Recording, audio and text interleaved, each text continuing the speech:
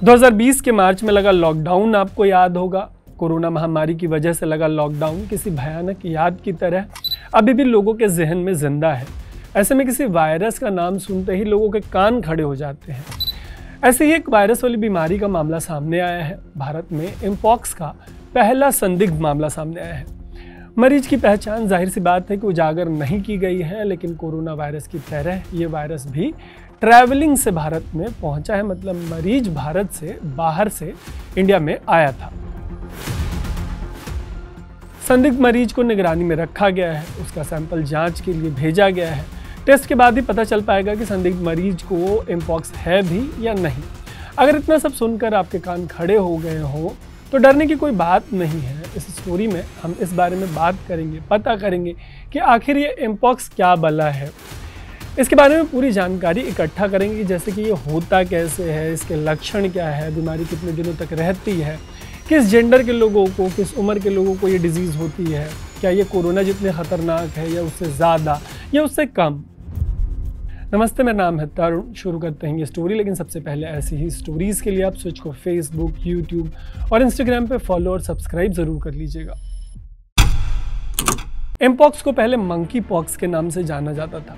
इसका नाम जो है उसको बदल दिया गया। रीज़न ये था कि इससे भेदभाव बढ़ने का डर था।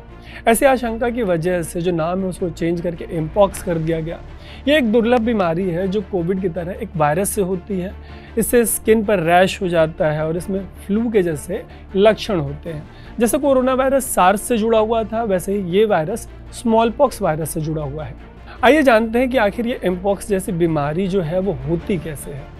ये बीमारी कई वजहों से हो सकती है। जैसे कोविड लोगों से लोगों में फैलता था, वैसे ही ये बीमारी भी लोगों से लोगों में फैलती है। लेकिन ये सिर्फ लोगों से लोगों में नहीं फैलती, बल्कि जानवरों से भी ये बीमारी फैलती है।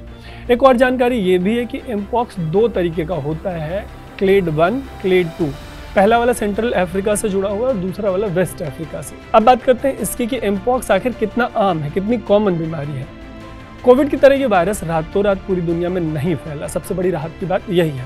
ऐसे में कॉमन सेंस की बात है कि एमपॉक्स एक दुर्लभ बीमारी है, लेकिन हाल ही में अफ्रीका समेत दूसरे देशों में इसके मामले तेजी से बढ़ते देखे गए। अमेरिका भी इससे अछूता नहीं रहा और अब भारत में इसका पहला संदिग्ध मामला सामने आया है। ये भी जान लेते हैं कि किन लोगों पर एमपॉक्स का असर होता है। वैसे तो एमपॉक्स की बीमारी किसी को हो सकती है, लेकिन अफ्रीका में जो ज़्यादातर मामले आए हैं वो 15 साल से कम उम्र के बच्चों में पाए गए हैं, जबकि अफ्रीका से बाहर बीमारी उन पुरुषों में ज़्यादा पाई गई है जो पुरुषों के साथ यौन संबंध बनाते हैं। मतलब जिन लोगों को हम गे बुलाते हैं उनमें ये बीमारी ज़्यादा पाई गई है। हालांकि जैसा कि ये लोगों से लोगों में फैलती है, तो ये मानना बिल्कुल गड़बड़ कॉन्सेप्ट होगा कि ये सिर्फ गे लोगों में या छोटे बच्चों में ही पाई जाएगी।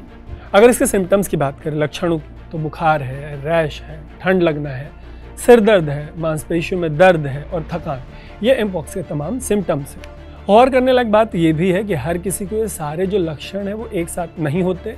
हर किसी को अलग अलग लक्षण होते हैं, मतलब कि कोई यूनिवर्सल सिम्टम नहीं। अब जानते हैं कि एमपॉक्स फैलता कैसे है। दोबारा से थोड़ा सा इस पर डिटेल में बात कर लेते हैं। एमपॉक्स तब फैलता है जब आप किसी जो डिजीज़ व्यक्ति है जिसको एमपॉक्स हो रखा है, या जानवर है जिसको एमपॉक्स के वायरस है जिसमें, उसके संपर्क में आते हैं। ये लोगों से लोगों में फैलता है। जब आप किसी बीमार व्यक्ति की त्वचा, घाव, छींक या उसके म्यूकस के संपर्क में आते हैं तो आपको ये बीमारी हो सकती है। ये खासकर नज़दीकी संपर्क जैसे गले लगना, किस करना या सेक्स करने से ये बीमारी होती है। ये भी जान लेते हैं कि एमपॉक्स का इलाज कैसे होता है। कोविड की तरह एमपॉक्स भी आमतौर पर बिना किसी खास इलाज के ठीक हो जाता है और इसके लक्षण 2 से 4 हफ्तों तक, जैसे कोविड 2 हफ्तों तक रहता था, तो ये मैक्सिमम 4 वीक्स तक रहता है।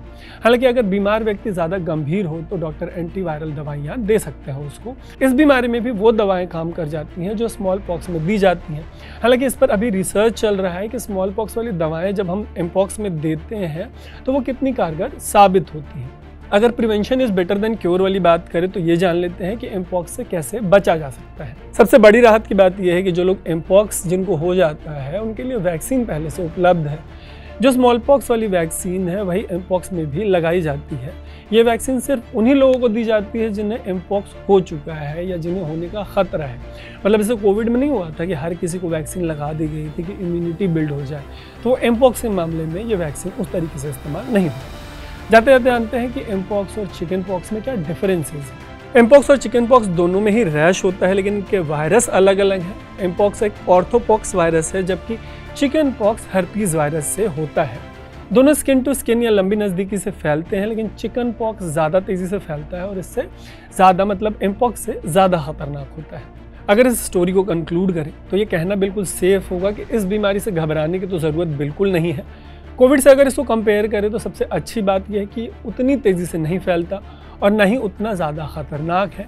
ऐसे में आप सतर्क तो ज़रूर रहें, लेकिन घबराएं बिल्कुल नहीं। बाकी ऐसी ही स्टोरीज़ के लिए आप स्विच को फेसबुक, यूट्यूब और इंस्टाग्राम पे फॉलो और सब्सक्राइब ज़रूर कर लीजिएगा। देखते रहिएगा स्विच। मेरा नाम है तारू।